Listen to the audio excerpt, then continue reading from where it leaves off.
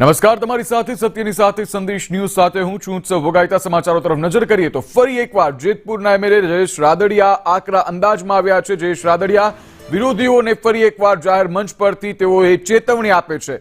વચ્ચે આવ્યા તેમનો હિસાબ કરવા મારે મેદાને ન ઉતરવું પડે તેવી ચીમકી ઉચ્ચારી છે। વધુમાં રાદડિયાએ કહ્યું છે કે એક ટોળકી મારી પાછળ પડી છે, જો મને હેરાન કરશો તો હું મેદાને ઉતરીશ।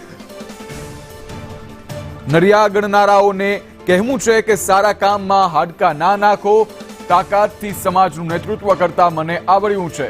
જયેશ રાદડિયાએ ફરી એક વખત ચીમકી ઉચ્ચારી છે। તેમના વિરોધીઓને તેઓએ હાલ ચીમકી આપી છે કે મારી સામે ન પડશો, અધરવાઇઝ મારે ફરી એક વખત મેદાને ઉતરવું પડશે, જો મને હેરાન કરાશે તો હું મેદાને ઉતરીશ।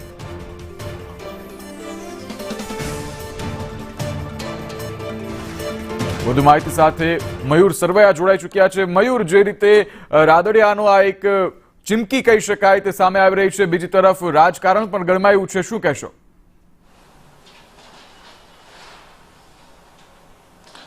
બિલકુલ, જે પ્રમાણે જેતપુર તાલુકાના થાણા ગાલોર ગામે આ એક કાર્યક્રમની અંદર જાહેરમાં તેમણે કહ્યું છે, કારણ કે જે પ્રકારે જયેશ રાદડિયા જે છે તે અવારનવાર તેમના વિરોધીઓ જે છે તેમને આડે હાથે લેતા હોય છે, ત્યારે થાણા ગાલોરની અંદર લેવા પટેલ સમાજનું ખાતમુહૂર્ત તેમજ વિઠ્ઠલ રાદડિયાની મૂર્તિનું જે પ્રતિમા જે છે તેમનું અનાવરણ કરવામાં આવ્યું હતું। તે સમયે જ્યારે ભાષણ કરી રહ્યા હતા ત્યારે તેમને વિરોધીઓને આડે હાથે લીધા હતા અને આની અંદર વિધાનસભાના નાયબ દંડક કૌશિક વેકરિયાઓ પણ હાજર રહ્યા હતા। ઉલ્લેખનીય છે કે ફરી એક વખત તેમની વિરોધી ટોળકી, જયેશ રાદડિયાની વિરોધી ટોળકી છે, તેમને આડે હાથે લીધું છે। તેમને કહ્યું કે હું અત્યારે સમાજનું નેતૃત્વ હવે મજબૂત રીતે કરી રહ્યો છું, આમાં જે પણ આડા આવશે તેમને હું કહેવા માંગુ છું કે હું પણ હવે મેદાને ઉતરીશ, કારણ કે જે પ્રકારે જે હવનમાં હાડકા નાખવાનું કામ કરી રહ્યા છે, જે મારો વિરોધ કરી રહ્યા છે, તેમને હું કહેવા માંગુ છું કે આ પ્રકારે મારી આડા ન આવે, નહીતર મારે મેદાને ઉતરવું પડશે। ઉલ્લેખનીય છે કે હેરાન કરવાનો પ્રયત્ન કરશે તો તાકાતથી તેમને હિસાબ કરવો પડશે અને તેમણે પણ કહ્યું છે કે મારા વિરોધીઓને હું હજી એકવાર કહેવા માંગુ છું, તેમને લઈને આ સમગ્ર મામલે ચીમકી પણ ઉચ્ચારી છે અને મારે આ બાબતે મેદાને ન આવવું પડે તેવો ધ્યાન રાખે તેવું તેમના દ્વારા કહેવામાં આવ્યું છે।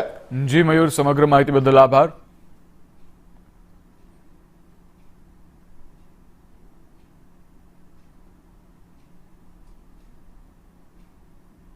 રાદડિયાનું નિવેદન સામે આવ્યું છે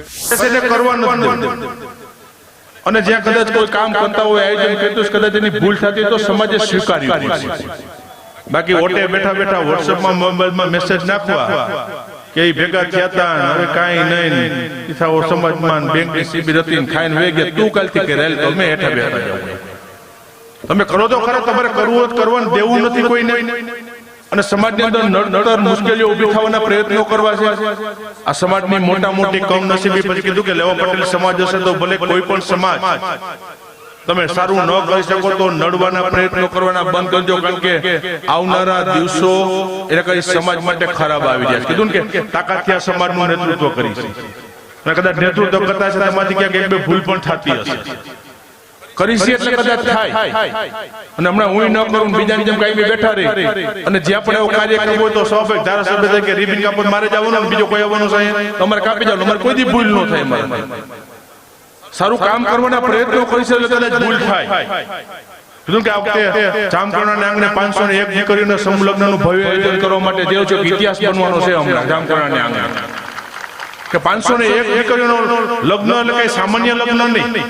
ગઈ વખતે 351 તમે જોયા છે, બધા અહીંયા આવ્યા છે। મારી દીકરીના લગ્ન ન થાય ને એવો ઠાઠ દીકરીઓના લગ્ન કરવા માટે જે છું 451 કીધું, 451 પૂરા થઈ ગયા, 501 જાહેરાત કરી મેં 2 દિવસ પહેલા, આજે 490 નામ પૂરા થઈ ગયા 2 દિવસમાં। હવે મને કે વધારવાના હમાય પણ આવડું મોટું ભવ્ય આયોજન એક સમાજ માટે કરવા માટે છે, અને કદાચ ત્યાં કદાચ થતું છે ને તો કદાચ એક બે મુશ્કેલી ખામી અમારી રહી જતી હશે, જો કરી છે એટલે રે, બાકી નથી કરવું એનાથી કઈ નથી થતું।